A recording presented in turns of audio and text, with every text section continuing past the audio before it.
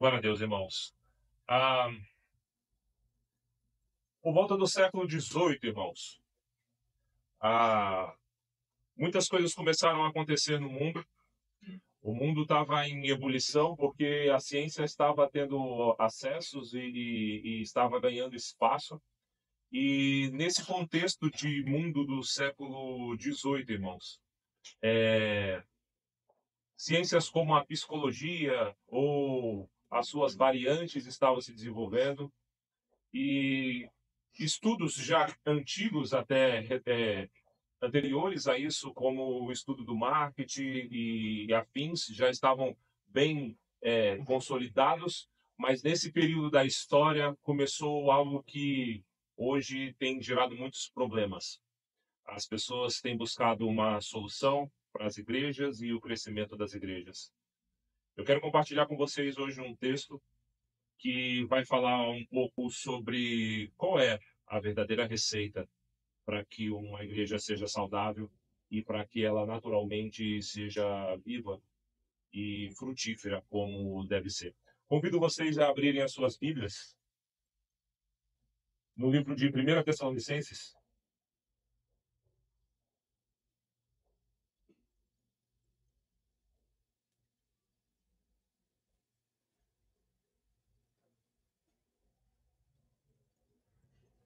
Primeira Tessalonicenses capítulo 1.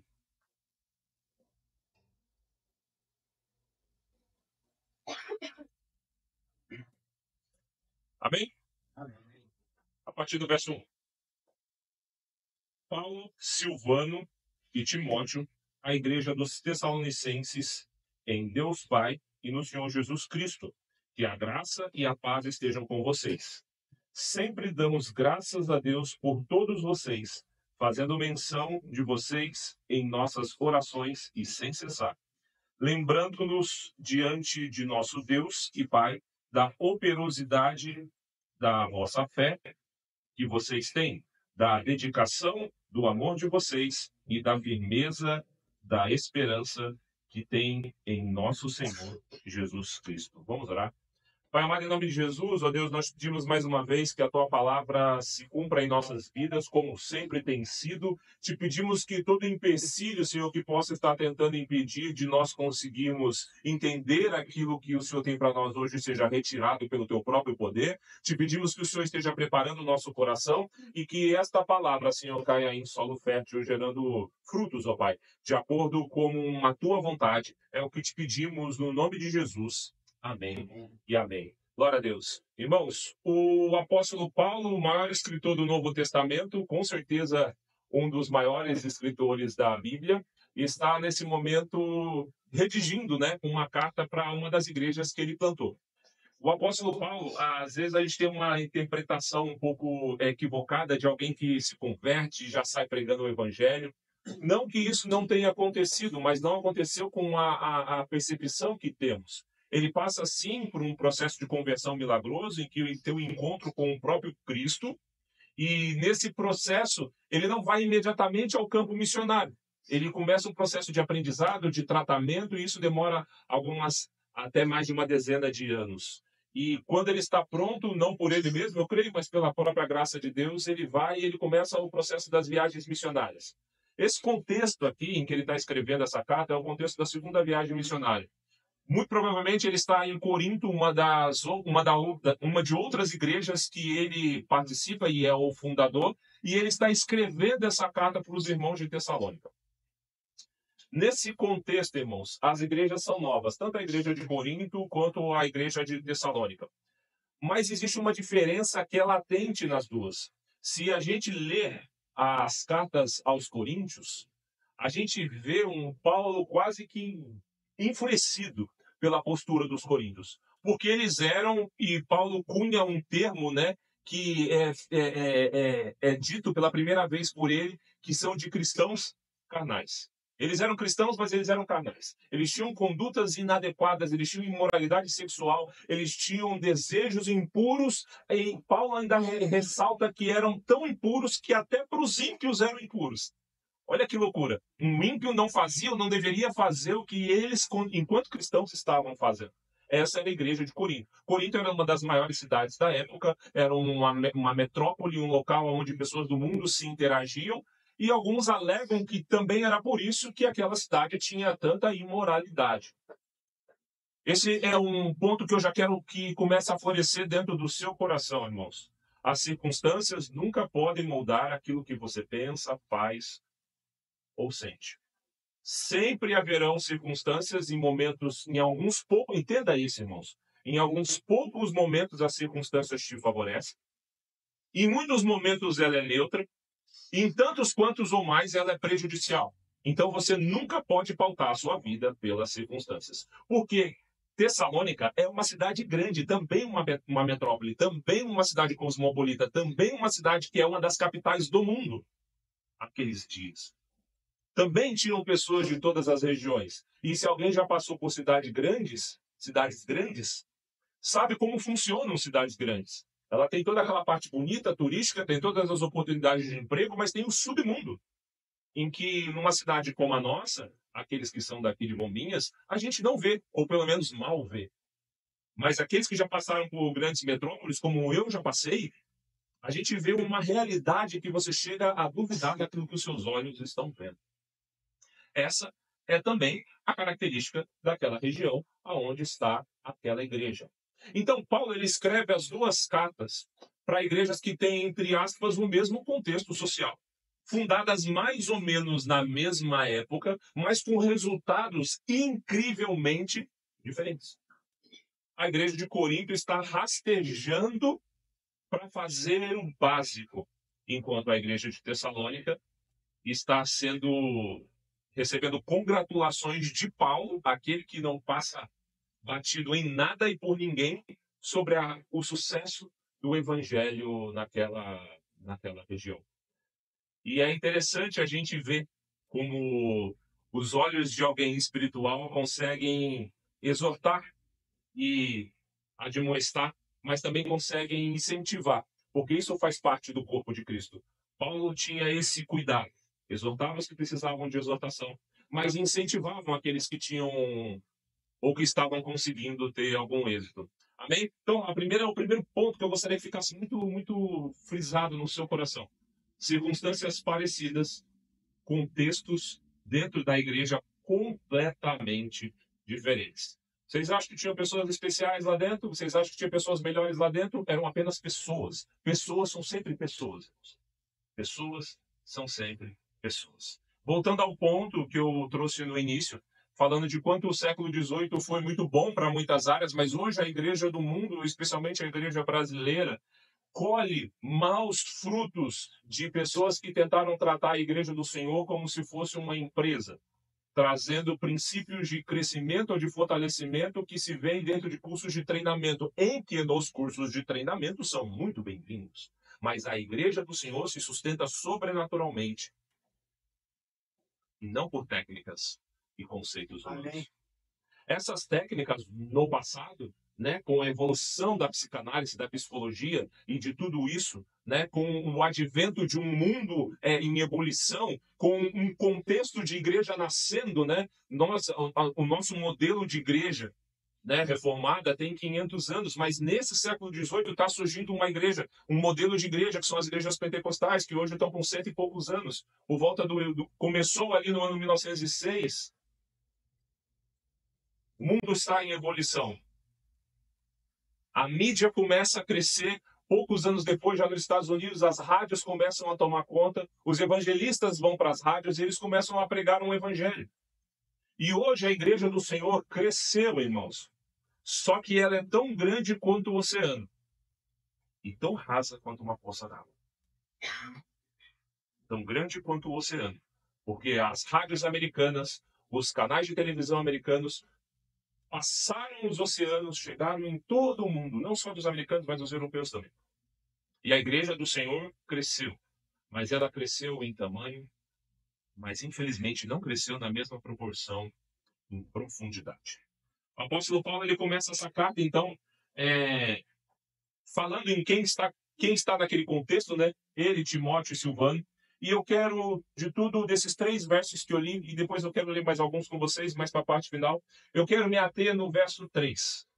Amém? Então, boa parte desse culto nós vamos estar falando a respeito do verso 3. Porque o verso 3, ele concatena, ele aglutina, ele junta três princípios que nós vemos repetidos, né? A gente vê Paulo escrevendo e repetindo a respeito disso. Então, relendo o verso 3, lembrando-nos diante do vosso Deus Pai, da operosidade da vossa fé que vocês têm, da dedicação, do amor de vocês e da firmeza e da esperança que vocês têm no nosso Senhor Jesus Cristo. Então, boa parte do que falaremos terá um foco nesse verso 3. Então, que isso saia muito cravado, né, e gravado dentro dos nossos corações. Amém? Glória a Deus, glória a Deus. Obrigado pelos amém aí que eu recebi. Um de cada vez, que é para não dar o eco, né? Paulo, então, ele começa a falar de um termo que não é muito comum no português, né? A operosidade da fé. Quantas vezes vocês já viram fora da Bíblia essa palavra? A operosidade. Talvez alguém que gosta de assistir TV Câmara, né? Que fica lá assistindo aqueles nossos representantes, né? Falando difícil. Ou assistindo da TV Justiça, né? Que daí ficam os nossos ministros falando difícil. Ou já teve o acesso, precisou ler um processo jurídico. Aí talvez os advogados que gostam de usar essas palavras difíceis. A operosidade da vossa fé. Irmãos, entenda uma coisa. A fé, ela nunca foi um conceito de passivo. A fé, o conceito da fé, ela necessariamente ela precisa ser um conceito ativo. E aqui Paulo, ele está trazendo um ponto de vista que muitas vezes nós negligenciamos. Ele começa a falar sobre a operosidade da fé. O que ele está querendo dizer? Ele está querendo dizer que aquelas pessoas, por terem conhecido a Cristo, eles demonstram a fé deles com operações, com atitudes, com feitos, com algo que faz com que as pessoas de fora consigam perceber que eles são pessoas diferentes. Há uma atitude em relação à fé de cada um deles. É muito louco você falar a respeito de fé, porque se formos colocar num termômetro, como é que faz para medir a fé? Não existe. Dentro da matemática, a gente fala que isso é intangível. Não pode ser medido. É algo intangível. Como você mede a fé? Por quilo? Tem gramas. Ou é por volume, metro cúbico, ou é por peso, quilograma força. Qualquer unidade humana que consigamos ter não será o suficiente para conseguir medir fé.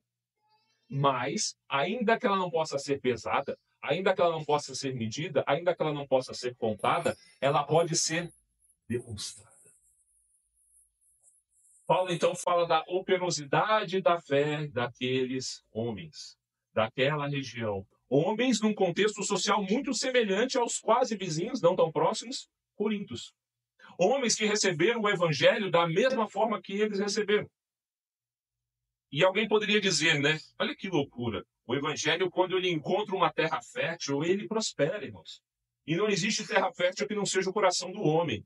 Por isso eu peço que, em nome de Jesus, nós possamos sair daqui nessa manhã, irmãos, com um desejo de que isso faça tanta diferença nas nossas vidas, que isso se torne um divisor de águas mesmo na nossa história. Que as pessoas ao nosso redor, não nós mesmos apenas, mas as pessoas ao nosso redor consigam entender que quando algo muda, tudo muda. Tudo muda na nossa vida. Paulo, então, ele fala sobre essa fé. O Tiago, ele vai falar sobre aquele que tem fé, tem obras. Ele fala que uma fé sem obras é uma fé morta. Uma fé morta. Nós, brasileiros, vamos falar da nossa casa, né? Talvez tenhamos muitas dificuldades em hoje estarmos demonstrando uma fé por obras. Pelo contexto social que vivemos, é muito difícil, né? Não nos sobra muito para fazermos algo por alguém que não seja nós mesmos. Muitas pessoas dando maus testemunhos, o que desincentiva pessoas a fazerem algo pelo próximo. Lembra que eu falei das cidades grandes? Aqui mal se vê, né? Numa cidade grande, em cada esquina tem alguém te abordando, 99% das vezes é um golpe engatilhado que está ali. Alguém para te lesar, para te enganar, quando não para te assaltar. E tudo isso foi modelando a nossa forma de ver o mundo, irmãos, fazendo com que a nossa operosidade não seja mais visível, ou pelo menos não tão visível quanto deveria ser. Então, respeitando esses contextos, eu não vou chegar aqui e dizer que nós temos que salvar o mundo, irmãos. Eu não vou chegar aqui e dizer que você tem que sustentar todos os pobres, porque isso vira tão utópico, isso vira tão distante, que, não, bacana, legal. É igual aquela brincadeira, sabe? As Miss Universo, quando vão ser entrevistadas. Qual é o seu sonho? Ela fala, meu sonho é a paz mundial. Aí todo mundo, bate palmas, dela dá aquele tchau de Miss dela, né? E ela vai embora com a sua faixa de Miss. Quem não quer a paz mundial, né, irmãos? Quem não quer o fim da fome? Quem não quer o fim das guerras? Quem que não quer? Todos queremos, irmãos. Então, ficar nesse discurso distante e descolado da realidade faz com que nós estejamos sendo expostos a isso e saímos daquilo de paz. Talvez não deva ser para mim. Então, vamos reduzir. A nível Brasil? Não. A nível sul do Brasil. Então, vamos pensar só aqui nós nos estados do sul. Tampouco. Talvez a nível estado, Santa Catarina. Ainda não. Vale do Itajaí? Tá quase. Sabia que você ia falar de Bombinhas, porque bom é Bombinhas. Sabia que você ia falar da nossa cidade. Ainda tá grande demais. Zimbros? Vamos falar da sua casa. E vamos falar da minha casa. A operosidade da fé. A fé que gera obras. Obras tais quais que as pessoas de fora conseguem ver que as pessoas que estão praticando essas obras não são apenas praticantes de obras, mas praticam essas obras porque algo maior as tocou de tal forma que elas não conseguem deixar de fazer mais. Nós temos tentado terceirizar os problemas da sociedade e temos dito que o problema do Brasil são os políticos ou a política. Temos dito que o problema são as músicas imorais que estão sendo tocadas nas rádios e nas TVs e nos streamers de todo o mundo. Nós temos dito que o problema são os pontos de vista econômicos, políticos e sociais divididos ao longo do passado e do presente. E nós estamos negligenciando aquilo que realmente pode mudar uma sociedade, porque eu não tenho poder para mudar nada que não seja a minha própria casa. Existe um avivamento que precisa chegar na vida do cristão.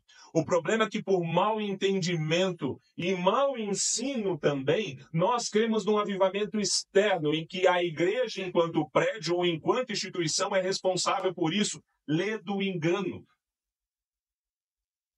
Lê do engano.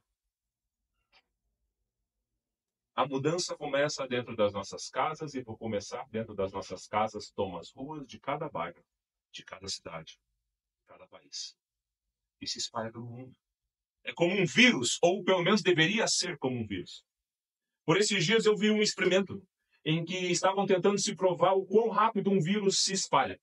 E aí pegaram um restaurante simulado, pessoas que estavam ali já sabendo do que ia acontecer, e colocaram uma tinta que ela era só revelada com luz negra na mão do garçom, e só na mão do garçom. E o garçom serve um, e serve outro, e fala com o barman, e fala com as outras pessoas, e ele vai trabalhando, normal, uma noite de trabalho. No final, eles acendem a luz negra e revela. Todo aquele ambiente tem marcas, porque ele encostou em um, que encostou no outro, que encostou no outro, e aquilo estava tentando demonstrar o quão rápido um vírus ele se transforma. A igreja de Tessalônica tem o mesmo tempo que a igreja de Corinto. Eles não são mais morais, ou mais perfeitos, ou mais santarrões do que os corintianos. Tem que ter, né? É clássico. Não, eles não são. Eles não vivem num lugar muito mais tranquilo, muito mais calmo, em que as pessoas tocam harpa na rua, ao invés de ouvirem funk. Não. Então, não se trata sobre aquilo que a pessoa tem que deixar de fazer. Se trata sobre aquilo que ela tem que começar a fazer.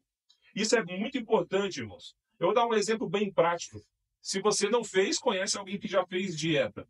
E a primeira ideia de uma dieta consiste em o que eu preciso parar de comer. Essa é a ideia básica. O que eu preciso parar de comer.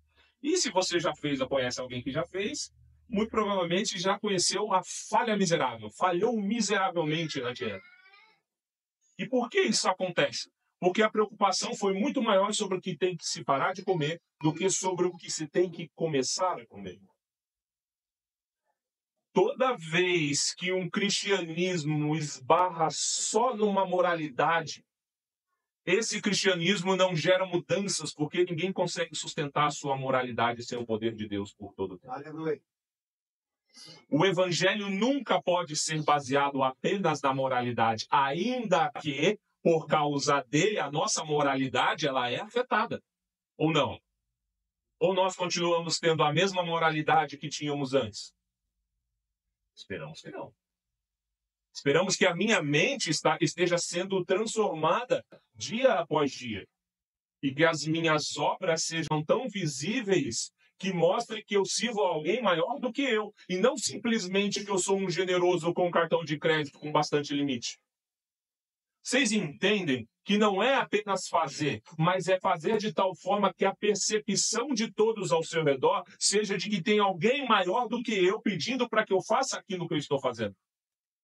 E quando a minha preocupação deixa de ser o mundo, o Brasil, o estado ou a cidade passa a ser a minha casa, a solução para a sociedade está dada. Está dada. Porque daí eu tenho um compromisso ativo. No meu caso, a minha família é a minha esposa. Eu tenho um compromisso ativo. E ela, ainda que eu não esteja conseguindo ver, ela consegue ver se existe alguma operosidade da fé na minha vida. A gente tem que começar a ver o evangelho de uma forma adulta, irmãos. Madura, salutar. A gente tem que começar a ver o evangelho como um cristão. Parar de fábulas e de sonhos. Parar de expectativas erradas.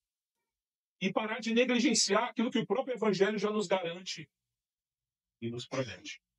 A igreja de Tessalônica, ela tinha uma fé genuína.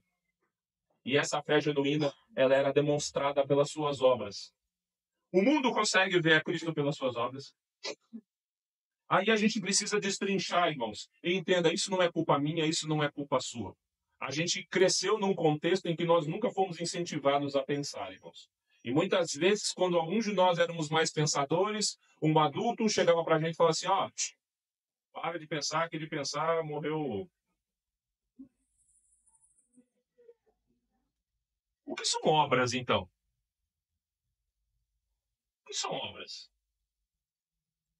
Bom, me sabe o que são obras.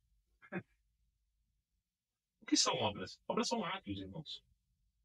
Que tipo de ato? Todos os tipos de atos. Estava até brincando com a Lu agora. Tem um meme da internet, né? Só fala assim, por que eu vou fazer terapia? Se eu sei que o problema da minha infância, a culpa foi dos meus pais.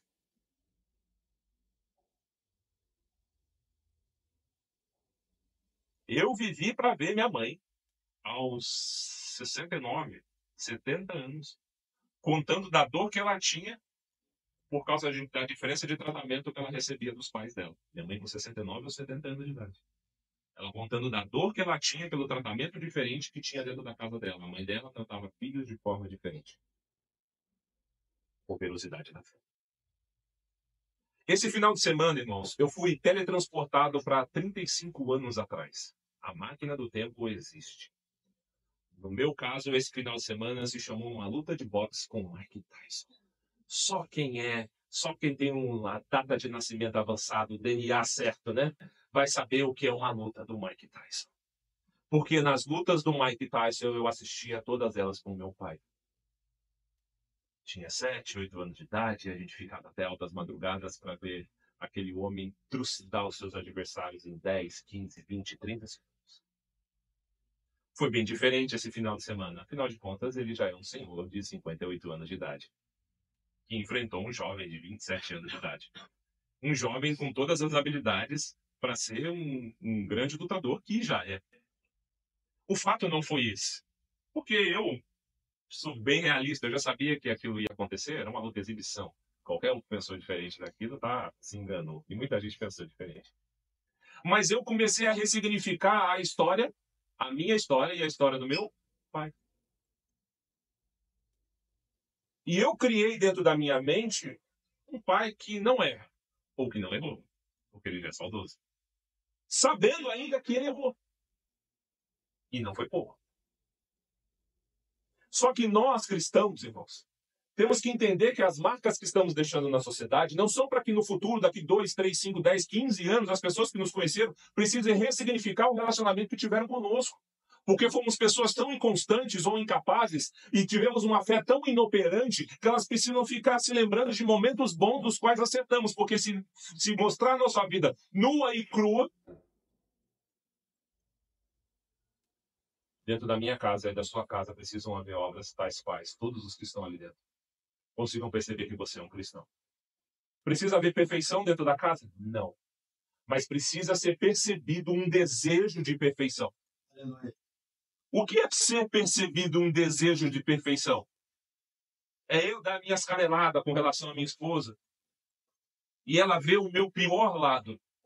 O lado que, se Deus quiser, nenhum de vocês verá. Ou ela dá a canelada dela comigo e mostrar um lado que não é tão bonito. E mesmo diante de aparições de um velho homem de uma natureza caída manifesta, vim logo na sequência, perdoa, meu amor, não devia ter falado assim. Não devia ter feito assim. Não devia ter pensado assim. Eu não deveria ter duvidado de você. Eu não deveria ter tido essa postura diante dessa situação. Mas é mais fácil a gente terceirizar os problemas do mundo para uma situação bem distante de nós. Afinal de contas, o Brasil não é o melhor lugar do mundo, a política não é tão boa, a economia não está tão legal, e a gente vai justificando. Os tessalônicos não tinham nascido num lugar melhor do que os coríntios. Nem sequer tinham posturas morais, porque a gente não vai ler, mas a sequência da carta, Paulo vai falar sobre o cotidiano deles, sobre moralidade sexual. Paulo cita e toca a respeito de tudo isso. Mas eles não estavam tão preocupados com as coisas que ele fazia. Ou melhor, estava, porque todo cristão deve. Mas eles estavam mais preocupados com as coisas que eles deveriam fazer em Cristo e com Deus. Amém.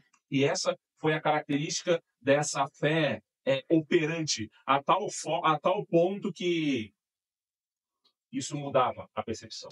Ainda para finalizar esse ponto sobre a fé,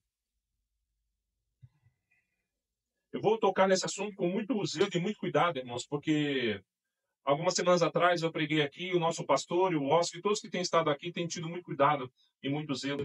Então, o nosso intuito é gerar um entendimento bíblico e a biblicidade clássica, que grandes homens maiores do que eu e do que todos nós já estavam pregando antes de nós. Quando nós cristãos ouvimos falar de fé, irmãos, nós ouvimos falar e temos na nossa mente, no nosso inconsciente, a ideia de uma força nossa que faz com que Deus mude a atitude dele. Então, a minha fé, eu tenho fé para fazer isso, para fazer aquilo, Deus vai fazer e Deus deixa de fazer. E o desdobramento desse tipo de fé fez criar uma cultura de poder da palavra e confissão positiva. Então, dentro do evangelicalismo brasileiro, é comum você ver um cristão dizendo: a palavra tem poder. Quem já ouviu isso? Com todo respeito e com muito zelo, irmãos, a palavra de Deus tem poder. Essa não. Felipe, você está dizendo então que se eu ficar falando aquilo não vai mudar? Foi falado aqui no começo. Tudo o que você pedir em nome de Cristo será feito. Tudo o que eu quero? Não. Tudo o que é dele e tudo o que ele quer vai ser feito. Quando eu entendo qual é a vontade de Deus, eu posso falar a vontade de Deus. E aquilo vai acontecer não porque eu falei, mas porque já era a vontade de Deus. Aleluia. Já era. É por isso que tem muitos cristãos com a sua fé fragilizada. Porque, irmãos, entenda, nós não estamos no jardim da infância. Nós estamos caminhando diante e na direção do abismo da morte. Tudo o que amamos, todos que amamos, se nós não formos antes, teremos o desprazer de estarmos na beirada de uma cova, enterrando todos aqueles que amamos. Isso é um fato da vida. Estamos esperando uma economia perfeita do Brasil. Ainda que ocorra, os Estados Unidos estão reclamando da economia deles. Não existe padrão perfeito. A própria ciência diz, o pastor incentivando a estarmos orando pelo nosso pastor, pelo nosso irmão em Cristo que está com câncer. Se alguém vivesse ad infinito, em algum momento ele morreria de câncer. Porque em algum momento a célula se multiplica de forma errada. Esses fatos não são para nos desestimular de vivermos a vida cotidiana, mas são para nos incentivar a viver ela de forma tão visível que as nossas obras falam por nós mesmos. Aleluia. Amém? O apóstolo Paulo então continua no verso 3, né? Ele fala da operosidade da fé e ele fala da dedicação do amor de vocês e da firmeza e da esperança. Eu quero falar um pouquinho sobre amor. O amor que a Bíblia canta e conta não é o amor que ouvimos cantado e contado pelas músicas, pela história e pelo cinema. Quando Deus fala de amor, Deus fala de morte. Deus fala de sacrifício.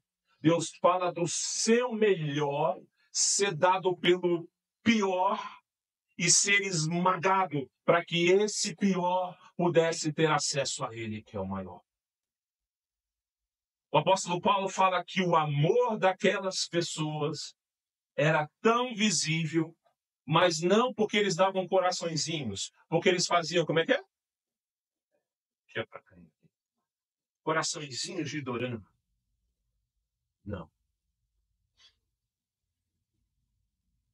Eles tinham uma vida tal qual, irmãos. O amor, algumas versões falam da abnegação. Abnegação é renúncia. Renúncia. Essa palavra em grego, renúncia, nesse contexto, ela é a palavra kopos. Fala de um trabalho árduo. Fala de algo pesado. Fala de algo enfadante. Não fala de algo romântico.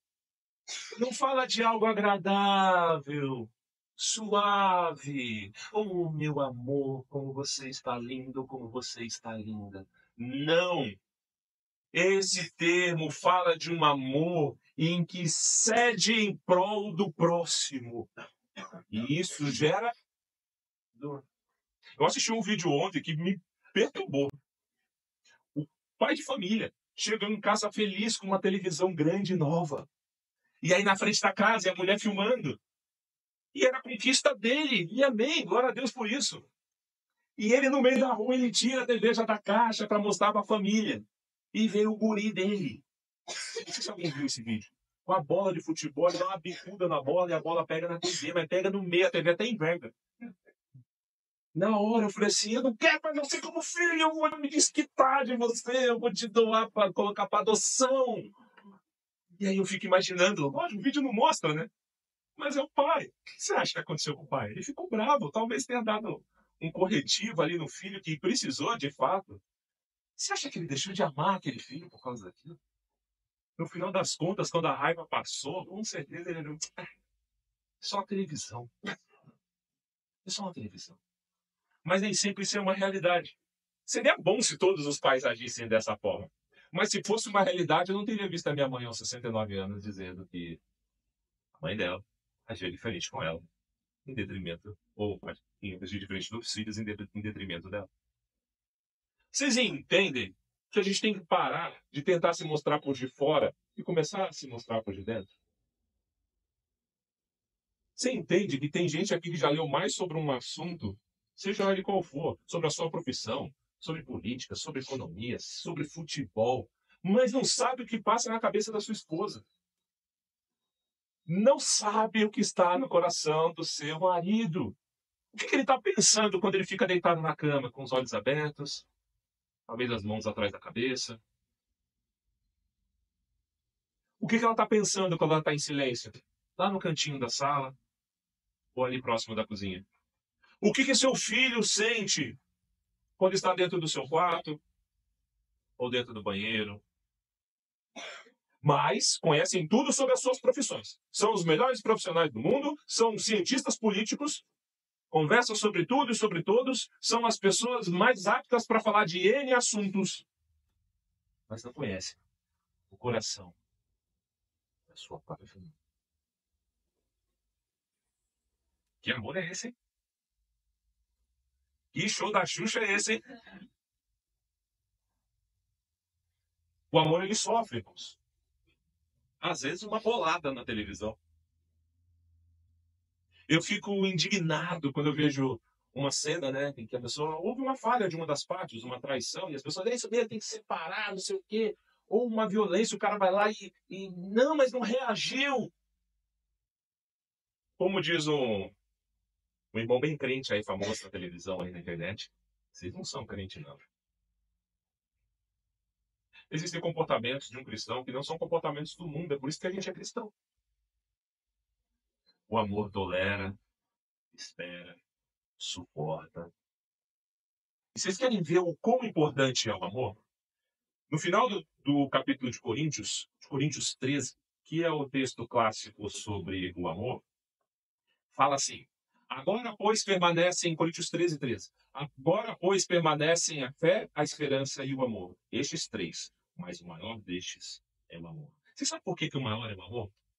Porque quando formos, se Cristo não voltar para nós, e se tivermos vivo a hora que ele voltar para nós, e todas as coisas se reorganizarem, e um novo céu e uma nova terra for criado, e a justiça do Senhor for dada, separando os cordeiros de um lado e os bodes do outro, quando tudo isso acontecer na consumação dos séculos, sabe o que vai acontecer? Eu não preciso de fé, porque eu estou caminhando na fé. Eu não preciso de esperança, porque eu já estou agarrado pela esperança. Mas o amor, esse não acaba. Isso não acaba. Vocês entendem o peso que tem na palavra amor? Se nós cristãos entendêssemos o peso que existe na palavra amor, vocês acham que o Brasil estava desse jeito, irmãos? Porque eu não preciso salvar o bairro, só preciso salvar a minha casa. Eu não preciso salvar o Brasil, eu só preciso salvar o meu leito. Vocês entendem que quando fica pessoal, até mexe com a gente, você fica até... É desconfortável, mas tem que ser desconfortável, queridos. Porque a palavra tem que gerar desconforto. É no desconforto que o evangelho nos trata. E é por isso que lá no século XVIII, quando alguém pensou em misturar psicologia e nada contra, ama a profissão, e todas as vertentes do estudo da mente com o evangelho, deu esse tipo de evangelho que nós temos hoje. E não deu porque deu porque nós queremos, porque é o evangelho que nos motiva. Afinal de contas, quem não quer governar? Quem não quer? Mas o evangelho não nos chama para isso. Ele nos chama para ter uma fé operosa, a tal ponto que as nossas atitudes, os nossos atos sejam vistos e reconhecidos como alguém maior nos mandando fazer algo. A palavra dos Deus nos mostra sobre amor, não qualquer amor, um amor sofredor, como o de Deus pela humanidade, que deu seu Filho perfeito para que eu e você pudéssemos estar aqui hoje. Amém. E o apóstolo Paulo, ele continua nesse texto. Ele pega e fala sobre a firmeza da esperança que tem em nosso Senhor Jesus Cristo. O que é a firmeza da esperança que se tem em nosso Senhor Jesus Cristo? Essa igreja de Tessalônica, eles estavam com uma característica desequilibrada.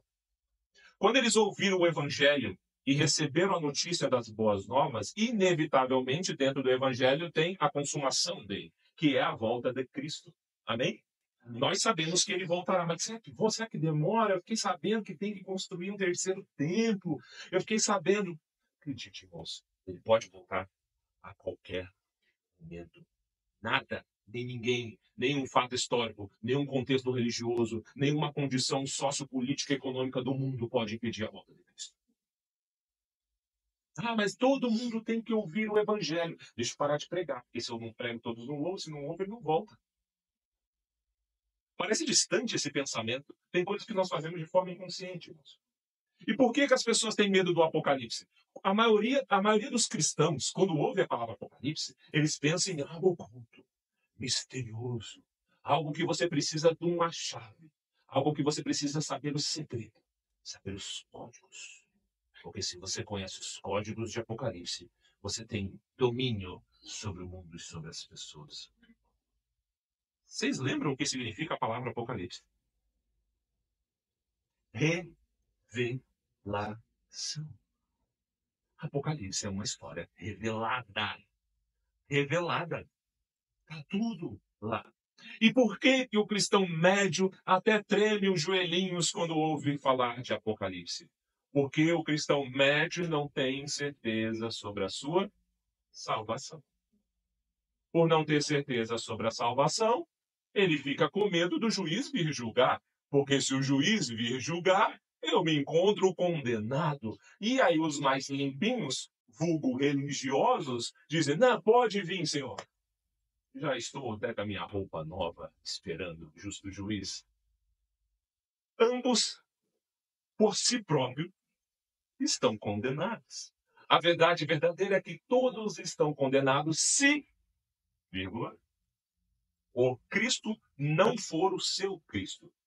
Porque entenda, o próprio livro de Apocalipse fala que todo joelho se dobrará e toda língua confessará. Algum emocionado fala assim, então todos vão se converter, isso é uma heresia. Como diz o Paulo Júnior. Heresia! Isso é universalismo. Quando todos vão ver e se dobrar? Quando o rei vier julgar. Terão seus joelhos quebrados diante do rei, porque não se dispuseram a dobrar diante do Cordeiro. O cristão não tem garantias de salvação pelos seus atos, ou pela sua bondade, ou pela sua limpeza emocional e sentimental. A nossa garantia de salvação é do Cristo, que morre em nosso lugar, para que pela sua própria misericórdia nós pudéssemos ter vida em Deus. Houve uma troca para que eu e você estivéssemos aqui. Mas isso talvez seja um indício de que cristãos estão vivendo uma vida como se não fossem cristãos, e por isso tem medo do juiz vir e revelar as suas vidas. Revelar o oculto da sua mente. Revelar o profundo, aquilo que só você e ele sabem que você pensa, vê e faz. Sobre isso, arrependimento. Arrependam-se. Arrependa-se, filhinho. Sobre mais, creio que ele mesmo, que aos céus foi elevado, voltará.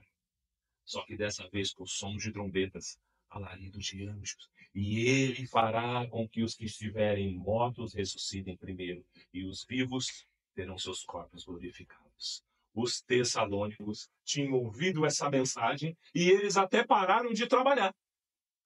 Cristo está voltando a qualquer momento, então eu vou viver minha vida de qualquer forma. E Paulo está tentando corrigir, não corrigindo a eles. Sobre um desequilíbrio. Vocês entendem o poder do equilíbrio? Não é à toa que o Evangelho pede para que o nosso equilíbrio seja visível a todos os homens, que o vosso equilíbrio seja notório a todos. O que é o equilíbrio?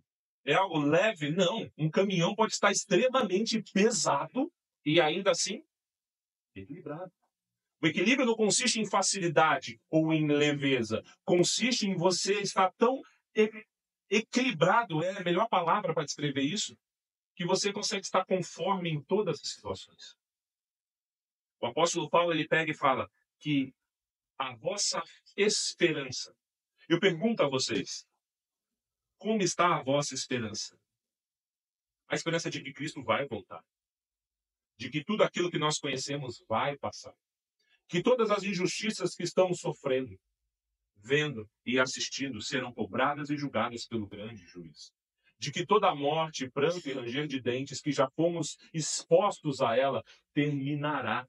Como está a esperança de que Jesus ele volta para buscar a sua igreja e que não é aqui o seu lugar? E que você pode sim fazer planos para 10, 20, 30, 50, 100 anos, mas saiba que ele pode voltar ainda antes do final. Como está a sua esperança? Cristão tem que olhar para Cristo e ansiar pela sua volta. Ontem a gente já estava conversando aqui na igreja. Pessoas falam assim, não, Jesus não volta não, que eu quero ainda casar, sou solteiro.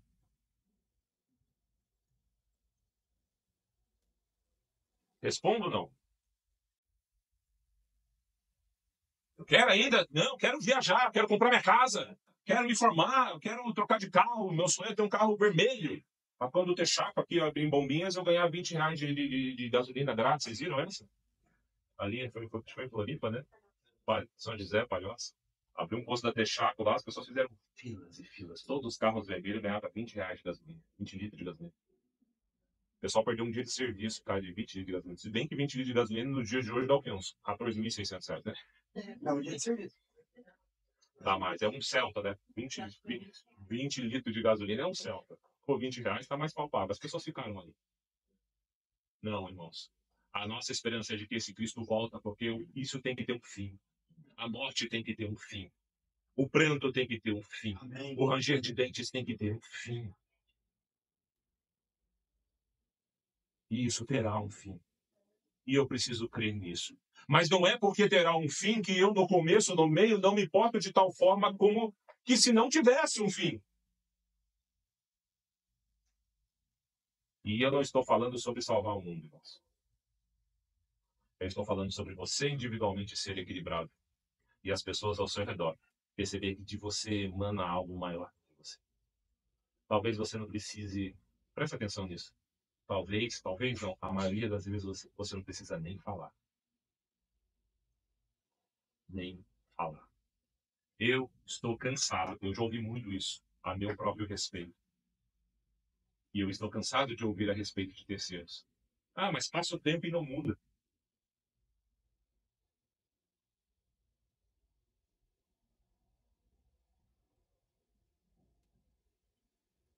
Amor consiste em abrir mão em prol de outros.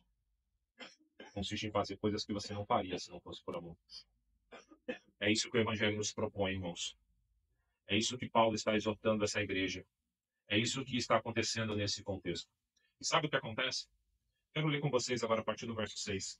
Vou ler a continuação a partir do verso 4 e a gente já está finalizando. Sabemos, irmãos amados por Deus, que Ele os escolheu. Porque o nosso Evangelho não chegou a vocês somente em palavras, mas também em poder, no Espírito Santo e em plena convicção. E vocês sabem muito bem qual foi o nosso modo de agir entre vocês, porque para o próprio bem de vocês. E vocês se tornaram nossos imitadores e imitadores do Senhor, recebendo a palavra com alegria que vem do Espírito Santo, apesar dos muitos sofrimentos. Assim, vocês se tornaram um modelo para os crentes na Macedônia e na Acaia, porque a partir de vocês a palavra do Senhor repercutiu não só na Macedônia e na Acaia, mas a fé que vocês têm em Deus repercutiu em todos os lugares, a ponto de não termos necessidade de dizer mais nada a respeito disso. Porque no que se refere a nós, as pessoas nesses lugares falam sobre como foi a nossa chegada no meio de vocês e como, deixando os ídolos, vocês se converteram a Deus para servir a Deus, ao Deus vivo e verdadeiro, e para aguardar dos céus o seu Filho, a quem ele ressuscitou dentre os mortos, a saber, Jesus, que nos livra da ira vindoura. A atitude desses homens e mulheres fez com que, quando os apóstolos... O apóstolo Paulo, esse contexto não é narrado em Tessalonicenses, vai ser narrado em Atos. Ele prega 3 sábados. 3 sábados nessa região. 3 sábados. E ele é expulso da cidade, não podendo mais voltar. Por questões jurídicas. Ele foi impedido de voltar. 3 sábados.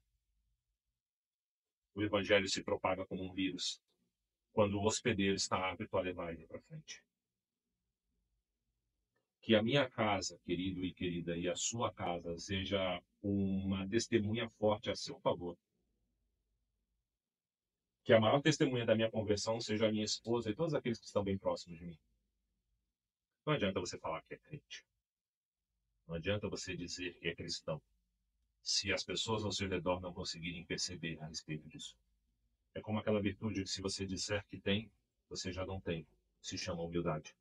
Todos aqueles que se acham humildes é porque verdadeiramente não são. Porque alguém verdadeiro humilde nunca se achará. Se você acha que está bom, que você conhece a mente do seu marido, da sua esposa, se os seus filhos conhecem a mente dos pais e os pais aos filhos, se as famílias estão saradas, continue assim. Mas se há algo a ser revisto, ainda que seja de um passado curto ou até mesmo distante, revisite este lugar. E ainda para finalizar, os erros que nós sofremos, normalmente eles são replicados por outros. Minha família é uma família muito conturbada e muito conturbada, foi, né? E o meu irmão tinha uma sensação muito ruim com relação à minha mãe. Talvez a mesma sensação que a minha mãe tinha a respeito da minha avó.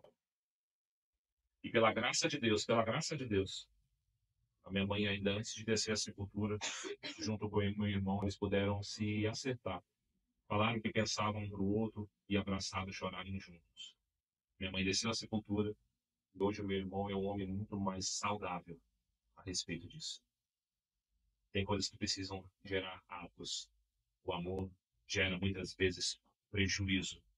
E a esperança de que Cristo voltará deve ser o nosso dia a dia. Amém? Vamos ficar de pé.